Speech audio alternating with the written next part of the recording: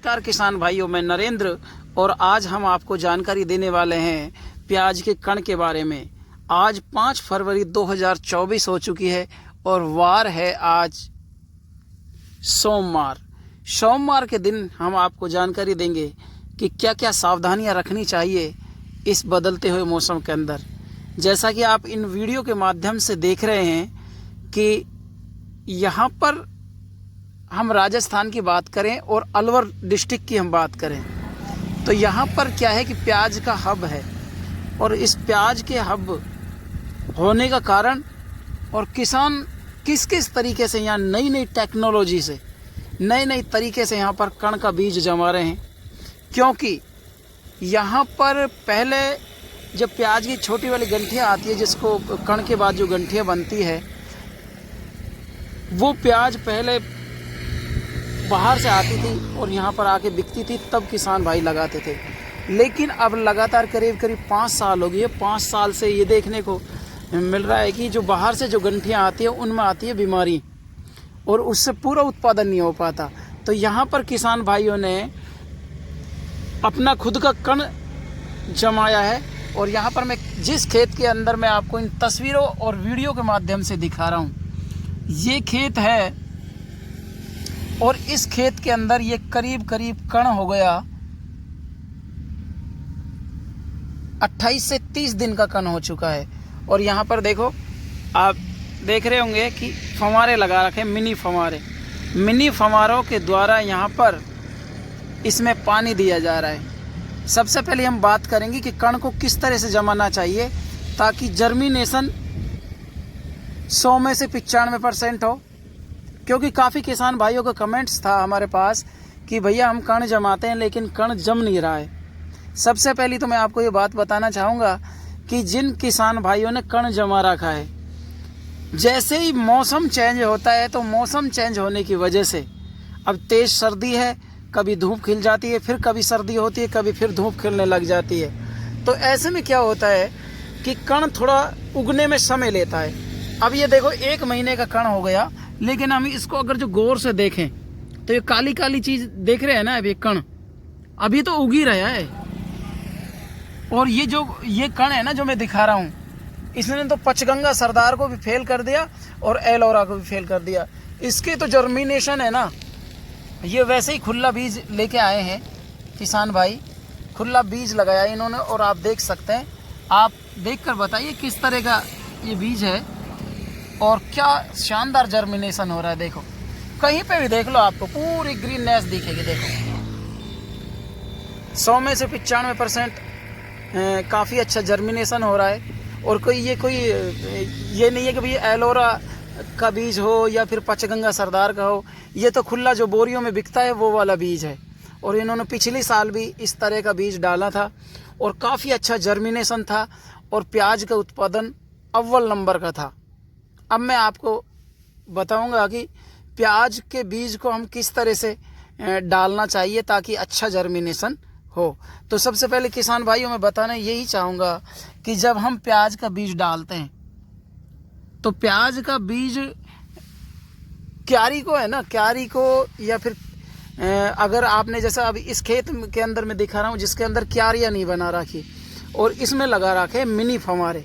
देखो ये मिनी फव्वारे लगा रखे हैं। लेकिन अगर आप क्यारी बना रहे हैं तो क्यारी को अच्छे से इकसार करें। इकसार करने के बाद फिर उसमें सड़ी हुई गोबर की खाद डालें, ज़्यादा दवाओं का प्रयोग ना करें।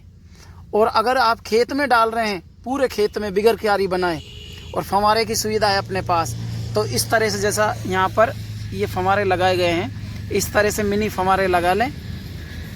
लेकिन अगर आप क्यारियों में डाल रहे हैं तो क्यारियों में मैं आपको सजेस्ट यही करूँगा कि जब अपन क्यारी को अच्छे से इकसार कर लेते हैं, भूमि को अच्छी कर लेते हैं, तो उसमें सड़ी हुई गोबर की खाद और डीएपी मिलाएं।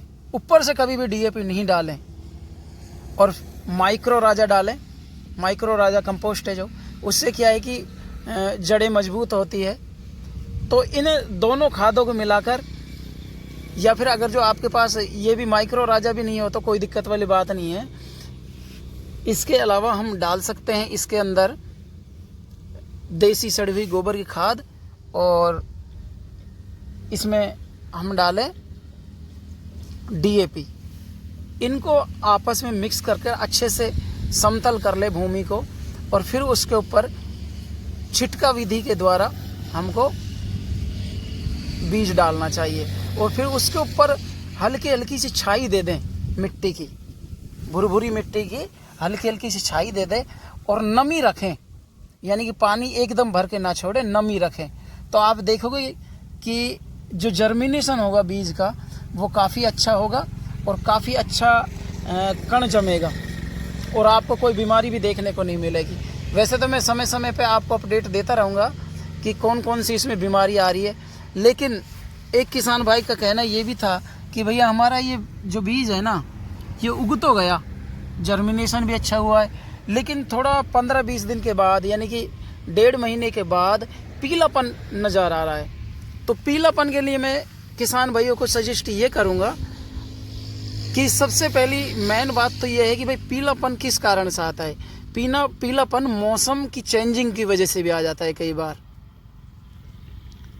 और अगर जो फिर भी अगर जो अपने को ऐसी समस्या दिख रही है तो एक बार आपके आसपास बीज वाले की दुकान हो, उनसे जाके संपर्क करें तो आपको उचित उपाय बता देंगे वो। वैसे तो मेरा तो कहना यही है कि अगर जो आप माइक्रो राजा खाद आती है वो डालेंगे तो जो पौधा है, पौधे को सारे न्यूट्रिशन वगैरह सारे चीज़ मिलेगी। और जो हमारी प्याज की जो नर्सरी डाली है, जो हमने कण जमाया है, उसका जर्मिनेशन अच्छा होगा। तो किसान भाइयों घबराने की कोई ऐसी बात नहीं है।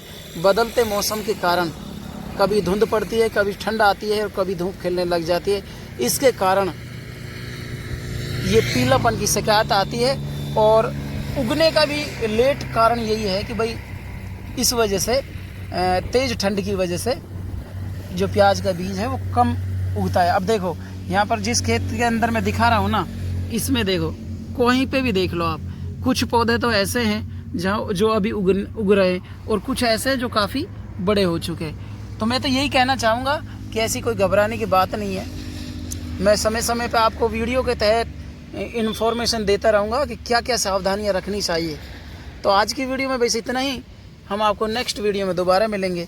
तब तक के लिए आप अपना ख्याल रखिएगा, स्वस्थ रहिए, मस्त रहिए और मुस्कुराते रहिए। अगर जो आपके क्षेत्र में किस तरह का कण का बीज जमा है हमें कमेंट करके ज़रूर बताएं और हमें सपोर्ट करें। चैनल पर नए तो चैनल को सब्सक्राइब कर दें। जय हिंद, वंदे मातरम।